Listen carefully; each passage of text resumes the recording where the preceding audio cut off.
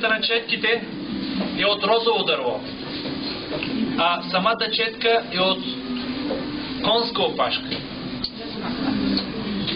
Виждаме как тя в момента нанася боята и след това с много такива интересни движения прави формите.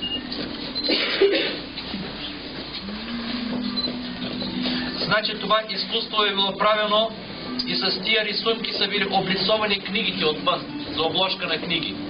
Историята. Вижте по какъв начин.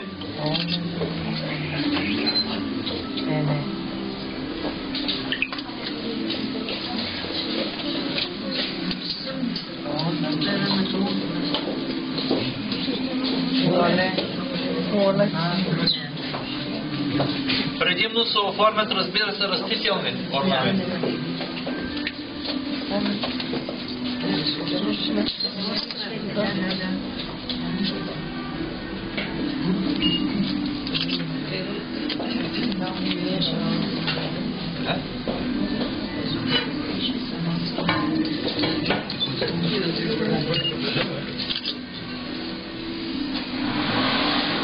Много е след.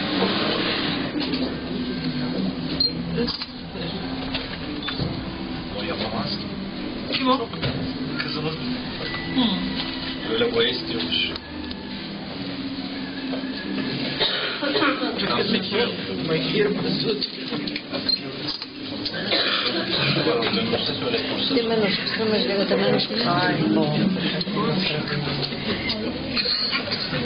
Виждате ли цветята, които се получиха?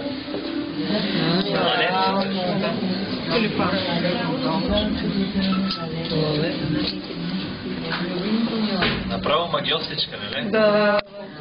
Айде да няма участвам. Тя колко е рисувала?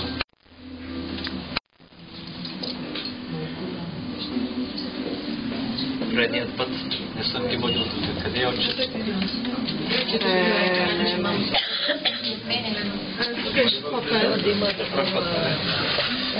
Вижте сега. Хартия, която ще побие боята от водната повърхност и картината ще мине на самата хартия. Не? А какви са боите? Това са минерални, натурални бои. Специални. Фокус-фокус.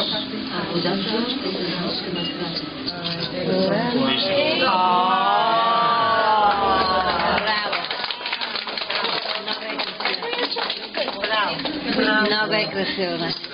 Чудесно. Браво!